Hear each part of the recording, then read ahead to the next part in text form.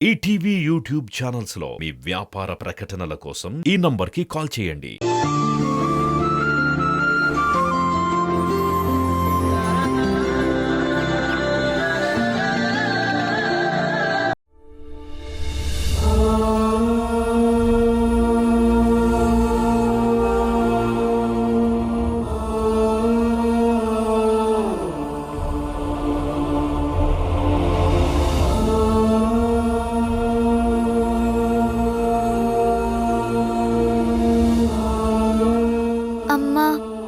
నానమ్మకి బామ్మకి మన మీద ఇంకా కోపం పోయినట్టు లేదమ్మా. ఏమైందమ్మా? నువ్వు ఇంట్లో లేనప్పుడు బామ్మ ఎప్పుడు మమ్మల్ని విసుక్కుంటూనే ఉంది, కోప్పడుతూనే ఉందమ్మా. అవునమ్మా, అంతకుముందు నానమ్మ నాతో చక్కగా ఆడుకునేది. ఇప్పుడు నేను పిలిచినా గానీ అసలు పట్టించుకోవట్లేదు. ఎందుకమ్మా నానమ్మకి బామ్మకి మన మీద అంత కోపం? ఎందుకమ్మా? మనం ఏం తప్పు చేశామని? మనం ఇంట్లో ఉండడం వాళ్ళకి ఇష్టం లేదా? తప్పమ్మా, అలా అనకూడదు. మరెందుకమ్మా బామ్మ మా మీద అంత కోప్పడుతుంది? అంతకు ముందు బామ్మ కోప్పడినా నానమ్మ మమ్మల్ని ఏమీ అననిచ్చేది కాదు, కానీ నానమ్మ కూడా మమ్మల్ని పట్టించుకోవట్లేదమ్మా. చూడండి, మీరెవరేమన్నా సరే ఏది మనసుకి తీసుకోకూడదు. మీరు చక్కగా పెట్టింది తినేసి హోంవర్క్ చేసుకొని మీరిద్దరూ ఆడుకోవాలి. మిగతా ఏ విషయాల్లో మీరు కలుగు చేసుకోకూడదు, సరేనా? అలాగే అమ్మా. మరి బామ్మ పిలిచి మరీ తిడుతుంది, అప్పుడేం చేయాలి?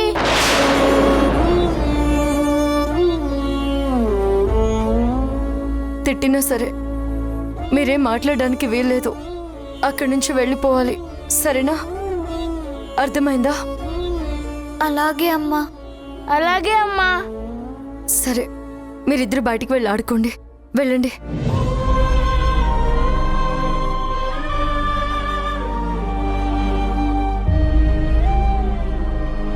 పిల్లలకి కాబట్టి ఏదో సర్ది చెప్పగలిగావు మేఘనా, కానీ నీ మనసుకెలా సర్ది చెప్పుకోగలుగుతావు? పరిస్థితులు చూస్తుంటే పిల్లలకే కాదు నాకు కూడా భయంగా ఉంది.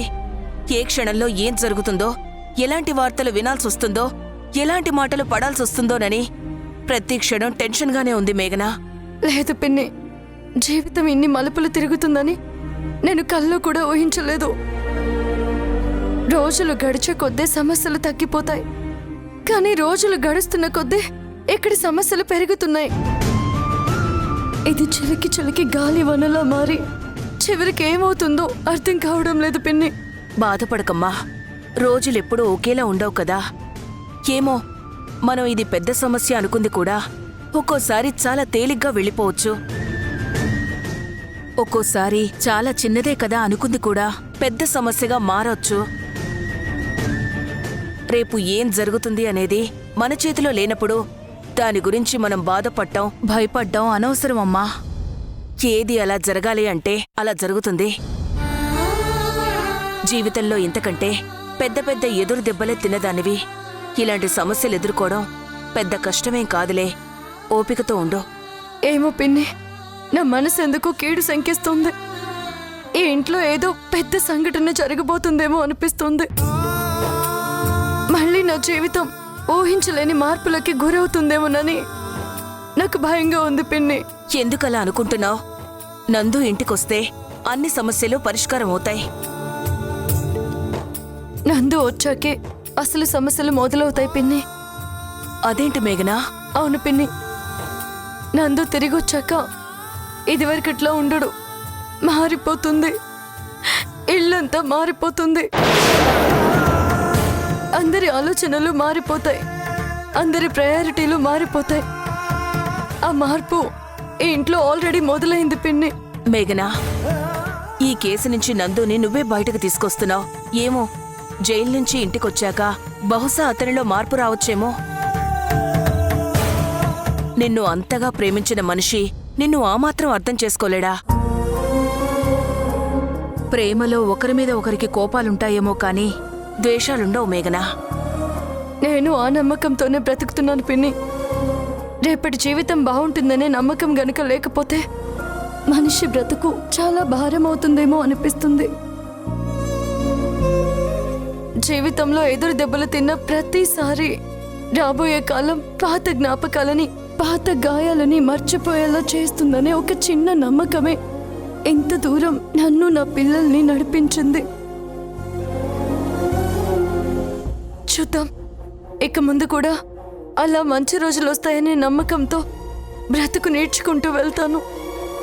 చూడు మేఘనా, కష్టంలో ఉన్నప్పుడు మనం నమ్ముకున్న మనిషి మన చేయి వదిలేస్తాడేమో గాని ఆ భగవంతుడు మాత్రం ఎప్పుడు మన చేయి వదలడు. ఇన్ని రోజులు నిన్ను నడిపించింది ఆ భగవంతుడే. నీ జీవితంలోని ప్రతి మలుపుకి కారణం ఆ దేవుడే. అందుకే నీ భారమంతా దేవుడి మీద వేసి మనసుని ప్రశాంతంగా ఉంచుకోవడానికి ప్రయత్నించు. ప్రశాంతమైన మనసు ఎప్పుడూ మనిషికి కొత్త ఉత్సాహాన్నిస్తుంది.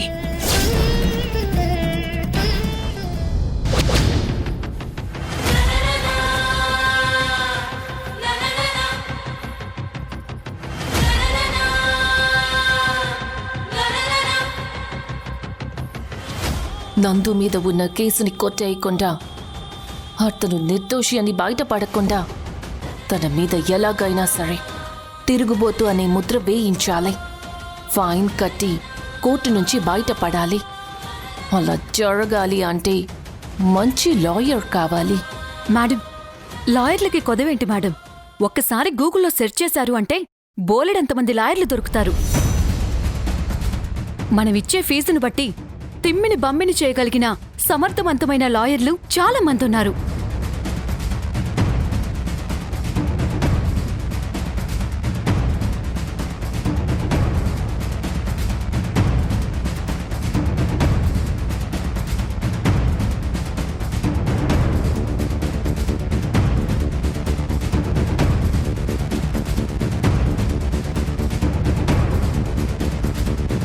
హలో, లాయర్ శివప్రసాద్ గారు, ఐఎమ్ ఆరోహి.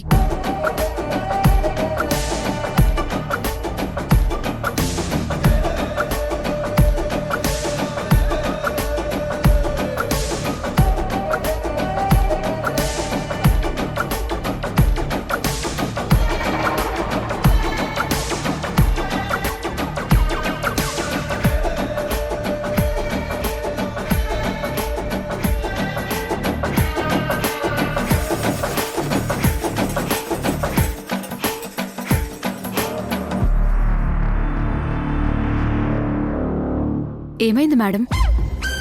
లాభం లేదు బార్బీ. కేసు కొంచెం స్ట్రాంగ్ కావాల్సిందే. ఏదో ఒక విధంగా అతను బయటపడేటట్టు ఉన్నాడు. నందు ఈ కేసు నుంచి తప్పించుకున్నాడు అంటే నేను ఓడిపోయినట్టే అవుతుంది బార్బీ. ఎందుకు మేడం అలా అనుకుంటారు? మీరు ఎలా ఓడిపోయారు చెప్పండి. ఈ కేసులో నందు గెలుస్తాడా, ఓడిపోతాడా, ఫైన్ కడతాడా, కట్టడా, ఇవన్నీ తర్వాత సంగతి. కానీ మీరు చేసిన పని వల్ల నందు ప్రపంచం దృష్టిలో బ్యాడ్ పర్సన్ గా మిగిలిపోయాడు.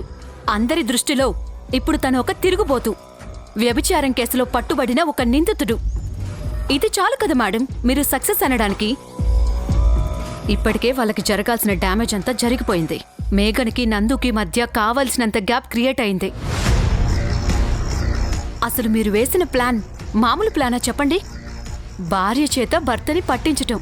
ఎంత కాదనుకున్నా ఈ పాటికే నందు ఈగో ఎప్పుడో దెబ్బతినుంటుంది. ఇక వాళ్ళిద్దరినీ ఒకటి చెయ్యాలి అని ఆ దేవుడే వచ్చి అనుకున్నా సరే అది జరగని పని. దీన్ని బట్టి ఇప్పుడు ఆలోచించండి మేడం, మీరు సక్సెస్ అయినట్టా, ఫెయిల్ అయినట్టా? నిజమే బార్బీ, నువ్వు చెప్పిందంతా నిజమే. నిజంగానే నేను ఈ విషయంలో సక్సెస్ అయ్యాను. కానీ నందుకి శిక్ష పడి తను గనక ఫైన్ కట్టి బయటికి వచ్చాడు అంటే అప్పుడు 100% సక్సెస్ అయినట్టు నేను అప్పుడు ఫీల్ అవుతాను. కానీ ఎట్లా చూసినా దారి కనిపించట్లేదు. ఇది అసలు ఇష్యూనే కాదు, చాలా ఈజీగా కేసు కొట్టేస్తారని ప్రతి లాయర్ చెప్తున్నారు. పైగా ఆ నందు తరపున వాదించడానికి ఒప్పుకున్న లాయర్ చాలా గొప్ప లాయర్ అని నువ్వే చెప్పావు కదా. అదే ఆలోచిస్తున్నాను. మేడం, ఇప్పుడు గెలుపుకి 2 దారులుంటాయి. ఒకటి మనం కష్టపడి గెలవటం, అది ఎలాగో మన వల్ల కాదు. అందుకని గెలుపు కోసం పరిగెత్తేవాడి కాళ్ళ మధ్యలో ఒక రాయి వేశామనుకోండి, ఏమవుతుంది? పరిగెత్తేవాడు కింద పడతాడు. అప్పుడు మనం గెలిచినట్టవుతుంది కదా. అర్థం కాలేదా మేడం? ఆ లాయర్ని ఈ కేస్ వాదించకుండా చెయ్యండి, సరిపోతుంది. వావ్, అసలేం తింటున్నావే ఈ మధ్య? ఎన్ని తెలివితేటలు పెరిగిపోతున్నాయి. మీరు తినంగా మిగిలిందే కదా మేడం నేను తినేది. ముందైతే మీరు ఆ లాయర్ సంగతి చూడండి.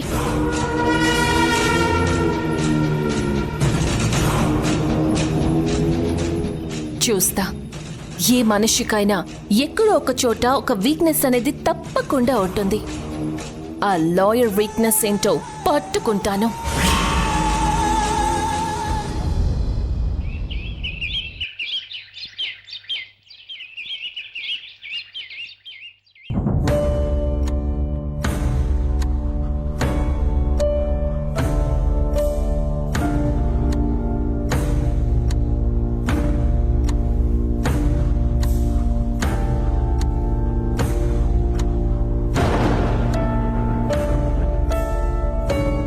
సులోచన,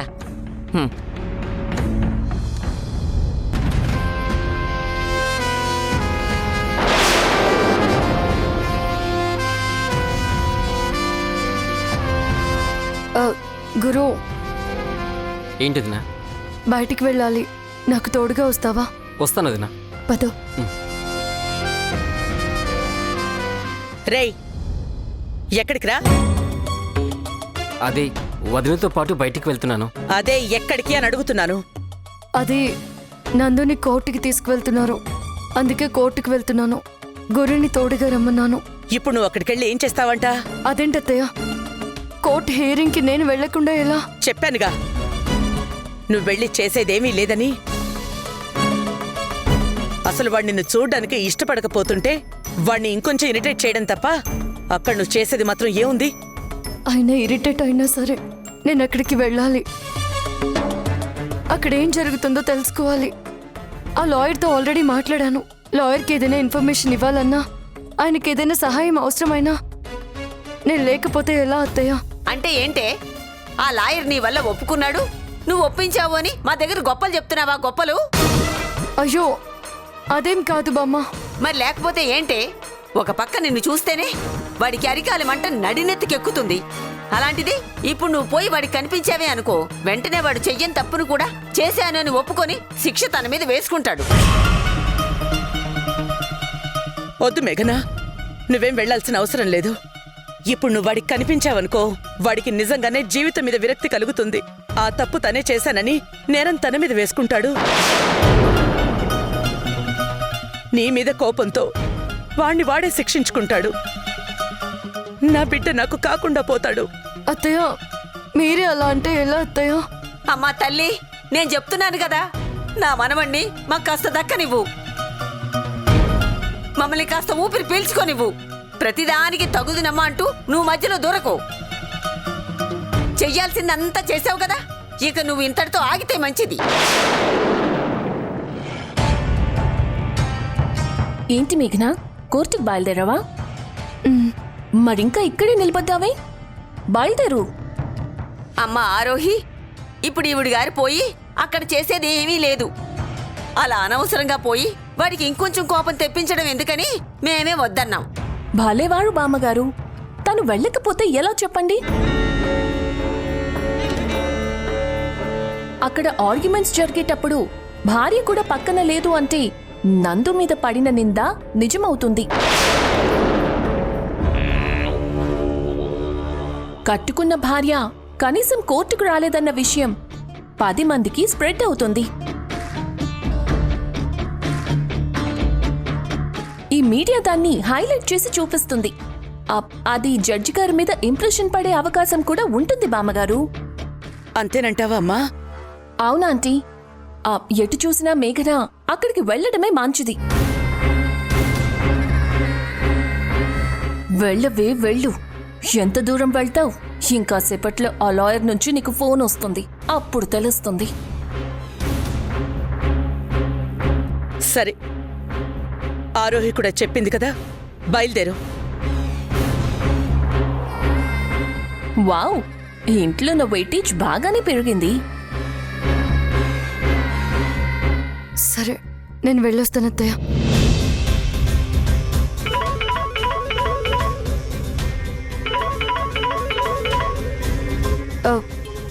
హలో లాయర్ గారు, చెప్పండి.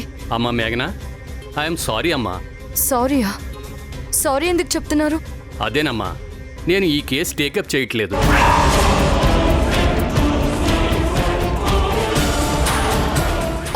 అదేంటి సార్, ఎందుకలా అంటున్నారు? అది నా పర్సనల్ ఇష్యూస్ కొన్ని ఉన్నాయమ్మా, అందువల్ల నేను ఈ కేసు టేకప్ చేయట్లేదు. అదేంటి సార్, కోర్టు హియరింగ్ పెట్టుకొని ఈ టైంలో మీరు ఇలా మాట్లాడితే ఎలా? చెప్పాను కదమ్మా, నా పర్సనల్ ఇష్యూస్ ఉన్నాయని.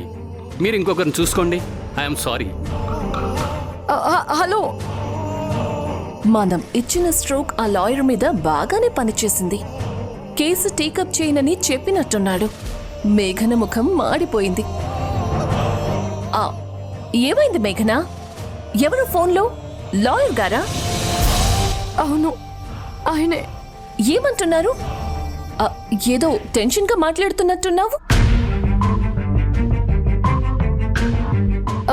అబే, అదేం లేదు. ఇవాళ కోర్టు హియరింగ్ కదా, కొంచెం డైరెక్ట్గా వచ్చి మాట్లాడతానన్నారు. ఏదో చిన్న ప్రాబ్లం ఉందంట. ప్రాబ్లమా?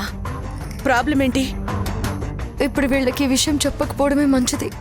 డైరెక్ట్గా వెళ్ళి ఆయన్ని కలిస్తే విషయం ఏంటో తెలుస్తుంది. ప్రాబ్లం అంటే కోర్టుకి సంబంధించింది కాదత్తయ్య, వేరే ఏదో ఉందంట. డైరెక్ట్గా వచ్చి మాట్లాడతానన్నారు. నేను అక్కడికి వెళ్తున్నాను.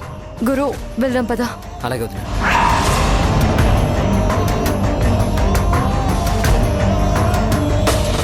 సులోచన, ఈ మేఘనని చూస్తుంటే నీకేదైనా అనుమానంగా ఉందా? నాకైతే అనుమానంగానే ఉంది బామ్మగారు. ఏదో కంగారుగా కనిపిస్తోంది. బహుశా ఇవాళ కోర్టు హియరింగ్ కదా, అందుకని టెన్షన్ పడుతుందేమో. ఆ టెన్షన్ చూస్తుంటే కోర్టు గురించి భయపడుతున్నట్టు లేదు. మన దగ్గర ఏదో దాస్తున్నట్టుంది. అంతేనంటారా? అమ్మా ఆరోహి, మేము ఎలాగూ ఇంట్లోంచి కదల్లేము. కదిలినా ఆ విషయాలు ఏవి మాకు అర్థం కావు. కొంచెం ఆ వివరాలేంటో కాస్త నువ్వే కనుక్కో తల్లి. అయ్యో, అలాగే బామ్మగారు, మీరు చెప్పాలే కానీ మీకోసం ఏదైనా చేస్తాను.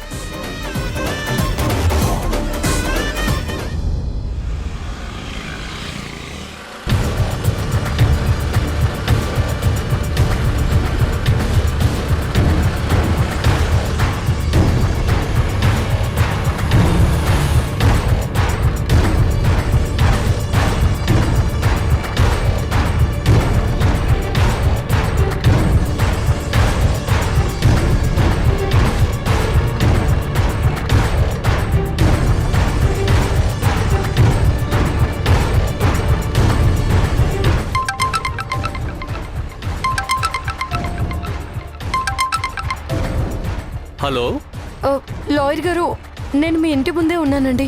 మీరు ఎక్కడికి వెళ్ళారు? ఇంటికి తాళం వేసింది. ఒకసారి మిమ్మల్ని కలవాలి. ఎందుకమ్మా ఇప్పుడు? అవసరం లేదు. అయినా నేను ఈ కేసు టేకప్ చేయట్లేదని ఆల్రెడీ ఇన్ఫార్మ్ చేశాను కదా, మళ్ళీ ఎందుకు మీరు నన్ను కలవాలి? దయచేసి అలా మాట్లాడకండి లాయర్ గారు. మేమేదే నేను హోప్స్ పెట్టుకున్నాను. ఇప్పుడు మీరు తప్ప నా భర్తను ఎవరూ కాపాడేవారు లేరండి. చూడమ్మా, నీ గురించి నాకు బాగా తెలుసు కాబట్టి కొన్ని విషయాలు నీకు చెప్పాలనుకుంటున్నాను. మీ వెనకాల ఎవరో శత్రువులు ఉన్నారమ్మా. ఆ శత్రువులకి నీ భర్త బయటికి రావడం ఇష్టం లేదు. అతన్ని బయటికి తీసుకురాకుండా చాలా ప్లాన్లు చేస్తున్నారు. నేనే కాదు, ఏ లాయర్ వచ్చినా వాళ్ళని ఎదిరించి నీకు ఫేవర్గా ఎవరూ వాదించలేరు. నాకు శత్రువా? ఎవరండి? దయచేసి ఇప్పుడు నన్నేం అడగండమ్మా. ఇంతకు మించి ఏం వివరాలు చెప్పలేను. ఇప్పుడు చెప్తున్నాను మళ్ళీ, నేను ఈ కేసు నుంచి తప్పించుకోవడానికి కారణం కూడా అదే. అదేంటి లాయర్ గారు, మీరెంతో ధైర్యవంతులు, ఎంతో నిజాయితీ పరులని నేను మీ దగ్గరకు వస్తే మీరు ఇలా మాట్లాడితే ఎలాగండి? చూడమ్మా, ప్రతి మనిషికి ఒక బలహీనత ఉంటుంది. ఆ బలహీనతే శత్రువులకు బలంగా మారుతుంది. ఇంతకు మించి నేనేం చెప్పలేనమ్మా. ఉంటానమ్మా. హలో,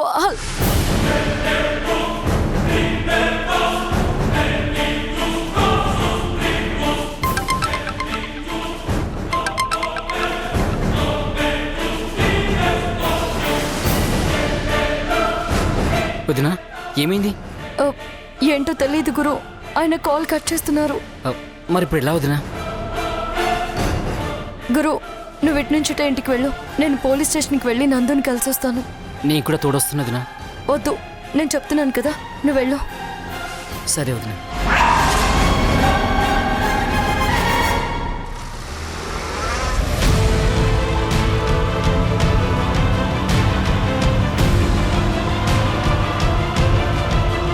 మీ వెనకాల ఎవరో శత్రువులు ఉన్నారమ్మా. ఆ శత్రువులకి నీ భర్త బయటికి రావడం ఇష్టం లేదు. నాకు శత్రువా? అసలు నాకు శత్రువెవరు? ఏం అర్థం కావడం లేదు.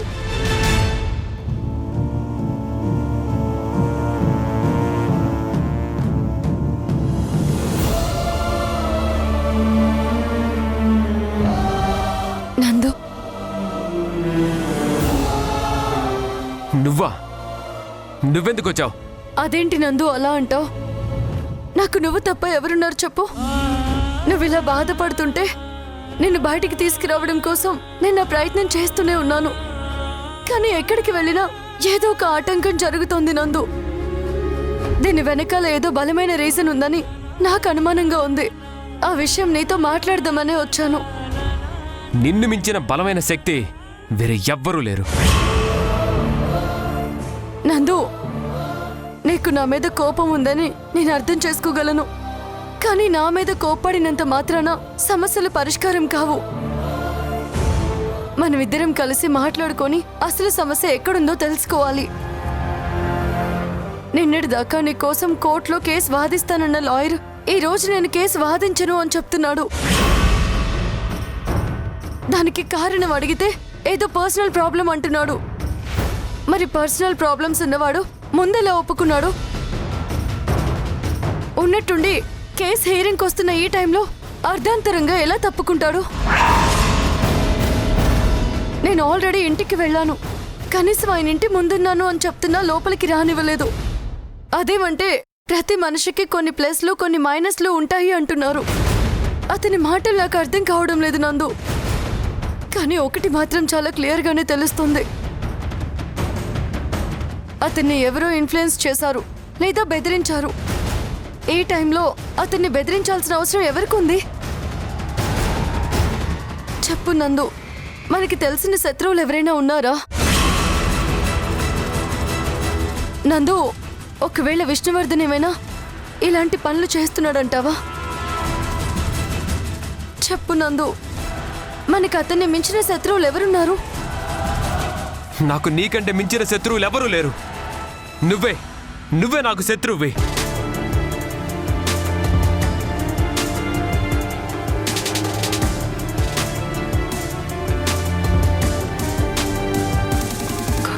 చూడమ్మా, ఏ లాయర్ అయినా ఇప్పుడున్న పరిస్థితుల్లో నందుని నిర్దోషిగా బయటికి తీసుకురావడం చాలా కష్టం. నువ్వు తలుచుకుంటే నందుని నిర్దోషిగా బయటికి తీసుకురావడం పెద్ద కష్టమైన పనేం కాదమ్మా. నేను తీసుకురాగలనా? నీ భర్తని కాపాడుకోవాలంటే నువ్వు ఒక పని చేయాలి. ఏం చేయాలో చెప్పండి. జడ్జి గారి ముందు ఒక విషయం చెప్పాలి. ఏం చెప్పాలత్తయ్య? నువ్వే కావాలని నందుని ఈ కేసులో ఇరికించాను అని చెప్పాలి.